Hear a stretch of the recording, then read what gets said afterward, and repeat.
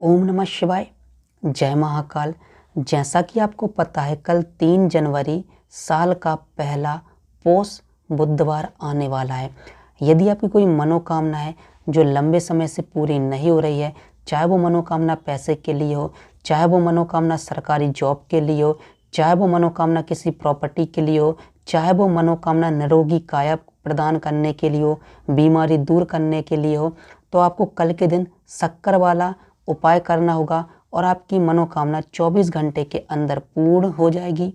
यह जो उपाय है पूज्य गुरु जी ने अपनी कथा के दौरान बताया था। इसके लिए आपको शक्कर की आवश्यकता होगी।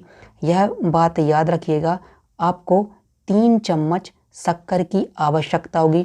आपके घर में खाने वाली शक्कर होगी, उसकी 3 चम्मच आपको शक्कर की आवश्यकता होगी। इसके बाद आपको इस प्रकार एक बेलपत्र लेनी है।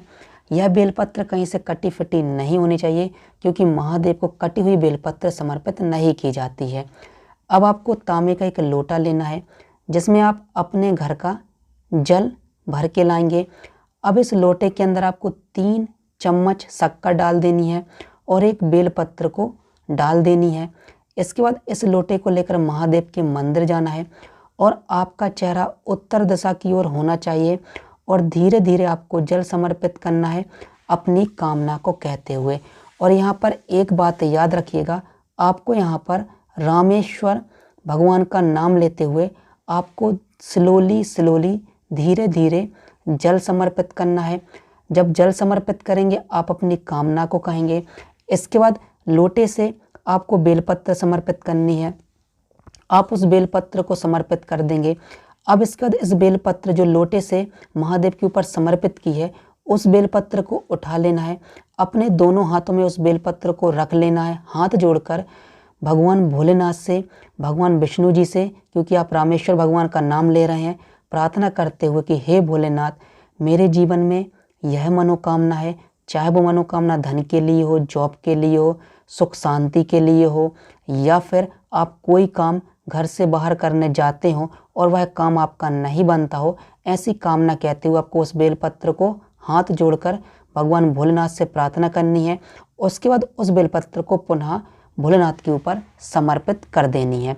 इसका जब आप बेलपत्र को समर्पित कर देंगे, इस बेलपत्र को उठा लेना है, अपने घर को ले आना है और जहाँ भी आप पूजा पाठ करते हैं वहाँ पर उस बेलपत्र को रख सकते हैं, या जहाँ भी आप पैसे का स्थान है आपका, वहाँ पर आपको उस बेलपत्र को रख देना है और अपनी कामना को कहते हुए और भगवान भोलेनाथ का नाम लेते हुए और रामेश्वर भगवान का नाम लेते हुए आपको उस बेलपत्र को मंदिर के अंदर जहाँ आप पूजा करते हैं वहाँ पर रख देना है, या जहाँ पर आप पैसे रखते हैं उस तिजोरी में उस बेलपत्र को रख देना है।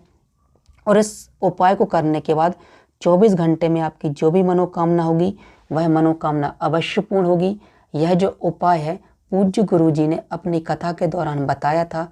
ओम नमः शिवाय। जय महाकाल। श्री शिवाय नमस्तुभ्यम।